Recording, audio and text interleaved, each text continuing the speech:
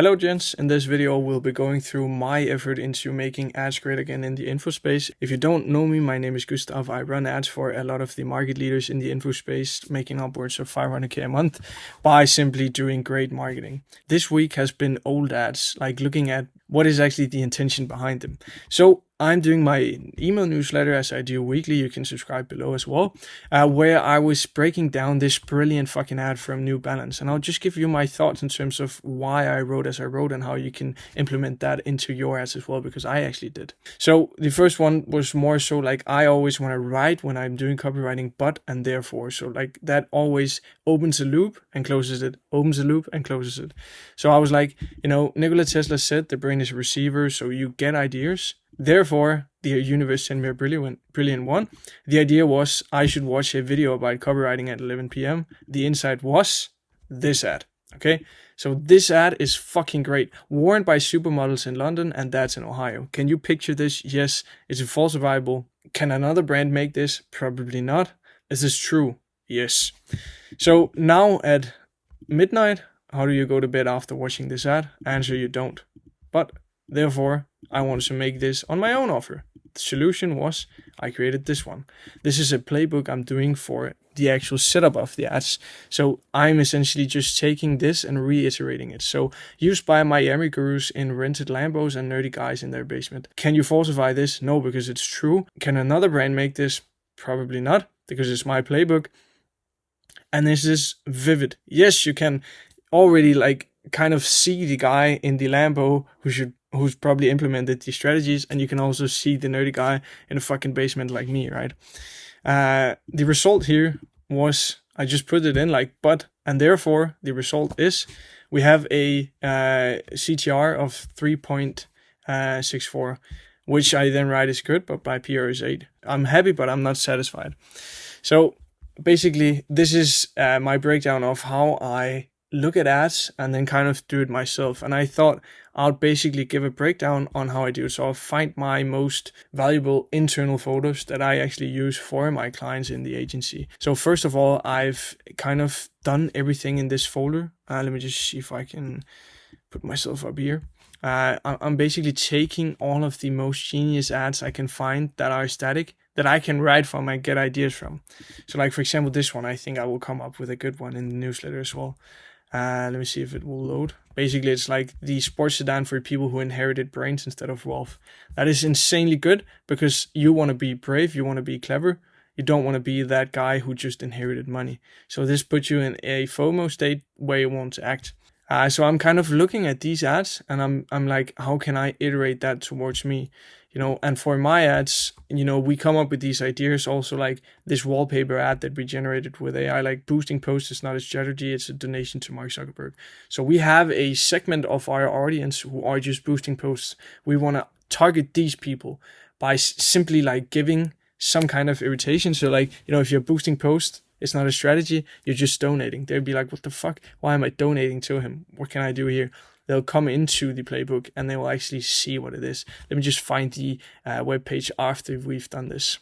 Another thing to show you is, for example, let's say I have a client here who's pretty big, has 1 million followers. You can see here the CTR is pretty good. So what we're doing here in terms of iterating and actually implementing, new formats to him, is we're looking at, okay, what is the top winner? So what I always look for is, of course, the CTR, but I always also look at the hook rate. Can I get the hook rate above 40? I have a great ad. So if my hook rate can be above 40 and it actually spends money, I know I have a winning angle. So what I do here is, in this case, I would go in and preview the ad. In this ad, he's talking about that, younger women are actually attracted to older men. All right, you can see it here. It's not even that great of a quality. It's just filmed handheld and then some kind of subtitles, right? And he's just saying so what we've basically done with this winning angle, apologies for not being able to show the whole ad, is basically it was okay, what is the winning angle? That is, younger women are more attracted to older men. How can we make more ICP leads from this? Because one of the struggles was we are lacking a bit of ICP leads. What if we add entrepreneurs to this point? So we could be did you know that younger women are actually attracted to older entrepreneurs And we could kind of change the angle towards, did you know that younger women are attracted to older entrepreneurs? So now we put in the gap of, okay, entrepreneurs, and usually entrepreneurs make money. So, by doing this, we've already leveled up our lead quality. And now we're putting in more ads that could give us even greater results, because as you can see right now, but as you can see for these these are complete winners. This is a follower campaign for him, so we can attract followers to a seller who reaches out. And you can see we get followers for $1, where it's a pretty specific call out. Now we will add entrepreneurs to it. I'll probably likely see a $2 or $3 per follower, but I don't care if we look at the big picture on a 7.5K offer, for example. But what I would do then, when I've iterated and actually found the angle, is I'll go into a folder I've made internally called ad formatting, and I'll just be like, do I want to make videos or do I want to make static ads? So in this case, I would probably do videos, and the angle that I need to repurpose now is younger women are actually attracted to older entrepreneurs. So I go into the videos folder here, and I would be like, what could fit into this one? So it could probably be like a video here in a car talk. This is just ads that I find where I like the format. They could sit in a exclusive car and they could talk in suits. So two entrepreneur looking men who could talk together. Did you know that younger women are actually more attracted to men like us? Something like that, right? Same message, but just this different format and a different way of showcasing it. Another one here could be this one. We could even leverage this one. So it could be like, is it true that younger women are actually more attracted to older entrepreneurs? And then the founder could just reply, right? That's a great ad there, for example. This one we could do as well, like like a screen recording. Did you ever know that younger women are actually more attracted towards older entrepreneurs in general? It could be a podcast plus B-roll. We could have just a podcast convo. It could be a raw selfie talk, as we did. You saw that perform good. Like, we have so many options if you look at it. It could also be a whiteboard. We could even do like a wall of text that I have in here.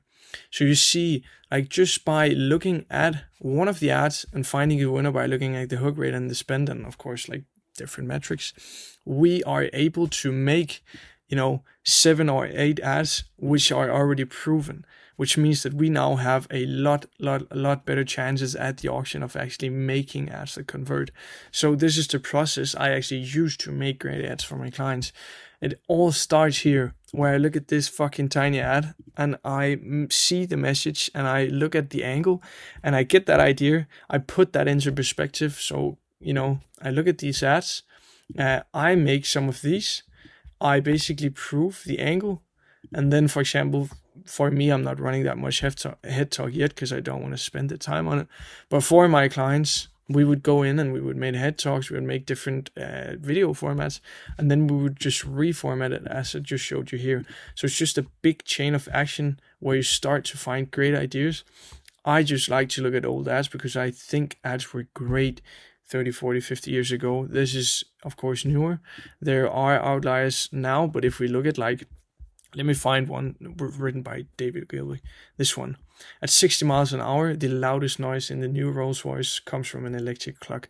This made Rolls-Royce's sales go up 50%. Because what does this incentivize? That the Rolls-Royce is comfortable. That's it. He doesn't even fucking describe it. You just think it. And when you think things yourself, you doesn't perceive them to be false, right? So you automatically think this is true. The Rolls-Royce is a comfortable car. And of course, there's a luxury aspect towards it in terms of their branding. Another one could be this one. This is so great.